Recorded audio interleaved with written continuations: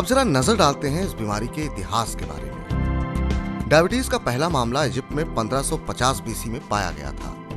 पहली बार यहीं से बीमारी के रूप में इसे पहचाना गया। इससे ज्यादा बढ़ जाता है और शरीर बढ़े ग्लूकोज को इस्तेमाल नहीं कर पाता और ये ग्लूकोज ब्लड में मिलकर पूरे शरीर के कई अंगों को काफी नुकसान पहुंचाता है। इसलिए वक्त रहते इस बीमारी से बचना बहुत जरूरी है। हिंदुस्तान में डायबिटीज के सबसे ज्यादा मरीज हैं और हर तीसरा इंसान डायबिटीज का शिकार है।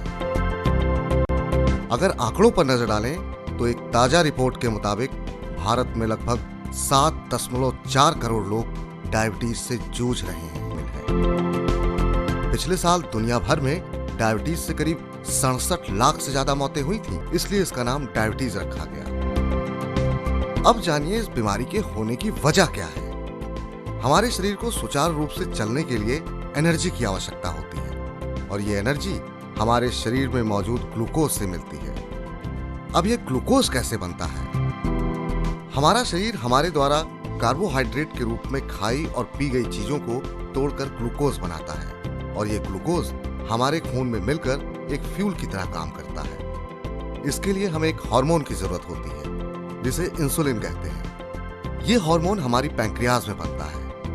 ये इंसुलिन ही है जो रक्त में मिलकर ग्लूकोज के स्तर को कंट्रोल करने का काम करता है। इसका काम भोजन को ऊर्जा में बदलना होता है। अगर पैंक्रियाज इंसुलिन बनाना बंद कर देती है तो ग्लूकोज ऊर्जा में तब्दील नहीं होगा और ब्लड में ग्लूकोज की मात्रा बढ़ जाएगी। इसी अवस्था को मेडिकल टर्म में डायबिटीज मेलाइटस कहा जाता है। अब डायबिटीज के प्रकारों के बारे में जानिए। डायबिटीज दो तरह की होती है। पहली टाइप 1 हैं। इन दोनों में फर्क क्या है? सबसे पहले बात करते हैं टाइप 1 डायबिटीज की।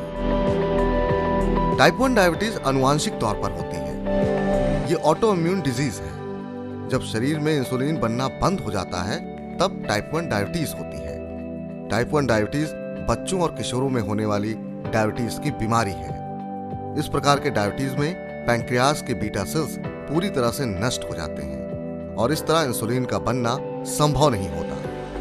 टाइप 1 डायबिटीज से ग्रस्त लोगों को रोजाना इंजेक्शन के द्वारा इंसुलिन लेना होता है। अब जानिए टाइप 2 डायबिटीज के बारे में। टाइप 2 डायबिटीज हमारी गलत जीवन शैली की देन है। अगर शरीर में इंसुलिन की मात्रा कम होने लगे और नियमित एक्सरसाइज से इस बीमारी को पूर्णतः कंट्रोल में रखा जा सकता है। इसलिए हमें आज जरूरत है अपनी लाइफस्टाइल में सुधार करने की ताकि हम इस बीमारी